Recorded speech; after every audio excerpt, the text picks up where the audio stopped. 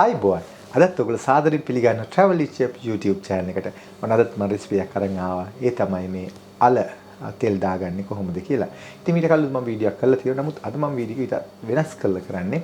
මේක මම අද කරන්නේ අල පොතු අරින්න නැතුව ඒ කියන්නේ නිකොලා අල එක. ඔයගොල්ලෝ දන්නවා ඇති මේ white සුදු පාට තියෙන අල එක තමයි මම මේක පොත්ත අරින්න නැතුව තමයි මේක හදාගන්නේ. ඉතින් මේක පොඩ්ඩක් වෙනස්.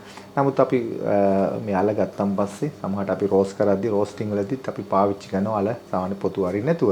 ඉතින් හැම අල වලින් මේක කරන්න බෑ. නමුත් මේ විශේෂ වූ අල වලින් තමයි මේක අපිට කරන්න පුළුවන්. බලමු මේ මොනවද සාහේ කොහොමද මේක හදන්නේ කියලා. ඉතින් මේ තමයි මම කියපු අල මේ සුදු පාට තියෙන අල පොත්ත සුදු පාට තියෙන එක මේක අර නැත්තම් වැලි තියෙන අල එක නෙවෙයි මම අරන් තින්නේ. එතකොට මම මේක කරලා තියෙන්නේ පොඩියට එකම සමාන විදිහට පොඩියට කපාගෙන තියෙන මේ අල කපාගෙන ඊට පස්සේ මම වතුරත් එක්ක තියලා මේක තඹ ගත්තා. ඒකට මම එකතු කරා ලුණු ටිකක් සහ කහ කුඩු ටිකක්. ඒ එකතු කරලා තමයි මම මේක තඹගෙන තියෙන්නේ. ඉතින් මේක සාමාන්‍යයෙන් තැම්බෙන ගානට තඹ ගන්න ඕනේ. මතක තියාගන්න මේ විදිහට. නැත්තම් මේක හයියට තඹුවොත් මේකේ රස වෙනස් වෙනවා. මොකද මේ අමු ගතිය වුණාම අමාරුයි මේ කන්න.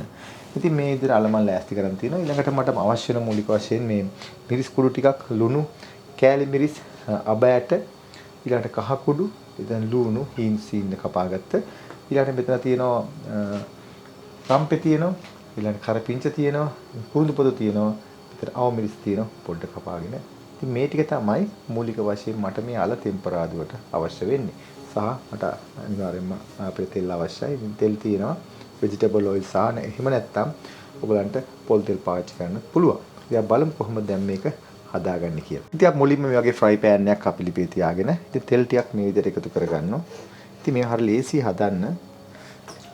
ඉතින් මේ වගේ තෙල් ටිකක් මේ මතක තියාගන්න මේ වගේ දෙයක් කරද්දී ඔයගොල්ලෝ හැම වෙලාවම සූදානම් කරගන්න තමන්ට අවශ්‍ය කරන දේවල් කපලා කොටලා ලෑස්ති කරගෙන තියාම මේක ඉක්මනින්ම හදන්නත් පුළුවන්. ඉතින් මම ඊළඟට එකතු කරනවා තෙල් ටික රස්නේ. දැන් මම එකතු කරන ලුණු ටික. ලුණු ටිකක් වැඩිපුර මම මේකට දානවා. ඒ නිසා එතකොට තමයි මේකේ හොඳ රසයක් සහ පෙනුමකුත් එනවා. ඉතින් මේ ටික අපි හිමින්ට මේක මේ ලුණු ටික හොඳට තෙලෙන් බැදෙන්න ආරින්න. ඉතින් මේ ලුණු ටික ටිකෙන් ටික බැදීගෙන එනවා. දැන් මම එකතු කරනවා අබෑට ටිකක් මේ විදිහට. මේකත් තෙලෙන් හිමීට බැදෙනවා. ඒ කොට අවශ්‍ය නැහැ ටිකක් වෙන එකතු කරගත්තා. ඒත් එක මම මගේ කුරුඳු පොතු ටිකක් මේ වෙලාව එකතු කරගන්නවා. ඊළඟට මට පුළුවන් මේ වෙලාව එකතු කරගන්න තව අවු මිරිස් ටික ඊළඟට රම්පේ ඊළඟට මම පොඩ්ඩක් මේකට ලුණු ස්වල්පයක් එකතු කරගන්නවා මේත් එක්කම මේ හොඳට බැදෙන්න ඕන නිසා මම එකතු කරලා දැන් මේක මේ විදිහට හොඳින් තව ටිකක් බදින්න වෙනවා මම කරපිංච දාන්නේ මම ඒක පොඩ්ඩක් තව කිට්ටු කරලා තමයි කරපිංච ටික එකතු කරගන්නේ මේක තව පොඩ්ඩක් ලොකුවට පේන්නේ මේ තනින් තන දැන් මේක තෙලෙන් බැදෙනවා මේ ලුණු ටික. ඒකට මේලා හොඳ සුවඳකුත් එනවා. දැන් මේක හොඳින් බැදීගෙන එනවා. දැන් මම මේ වෙලාව එකතු කරනවා කරපිංච ටික. එකක් මේ විදිහට තෙලෙන් බැදෙන්න ආරින්න.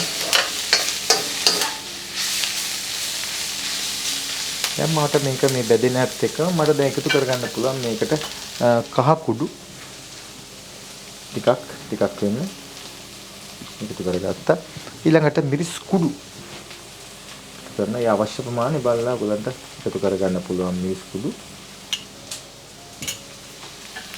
ටිකක් මේ විදිහට හොඳට කලවම් කරගන්න. ඒකට පෙරදී මගේ කරපිංච ටික පිච්චිලා ගියේ නැහැ. ඉතින් ඒ නිසා හොඳට පේනක් තියෙනවා. දැන් තමයි හොඳට සුවඳට මේක බැදි වෙන්නේ. විශේෂයෙන් කරපිංච මේක තව ටිකක් මට ඕනේ රන්වන් පාට වෙන්න මේක බැදෙන්න මම තව චුට්ටක් මේක තියෙනවා මේ විදිහට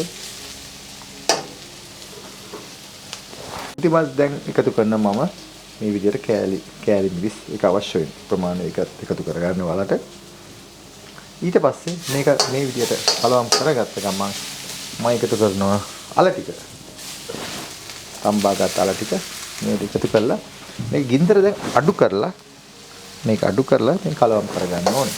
ඒ තිබුණු ප්‍රමාණයට වඩා ගින්දර ස්වල්පයක් මේක අඩු කරගන්න. ඊට පස්සේ මේක මේ විදිහට කලවම් කරගන්න.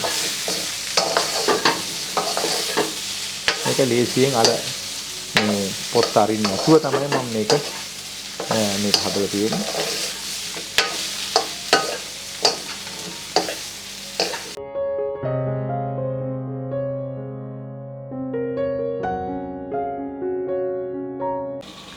ඉතින් මම මේක මේ විදිහට හොඳින් කලවම් කරගත්තා.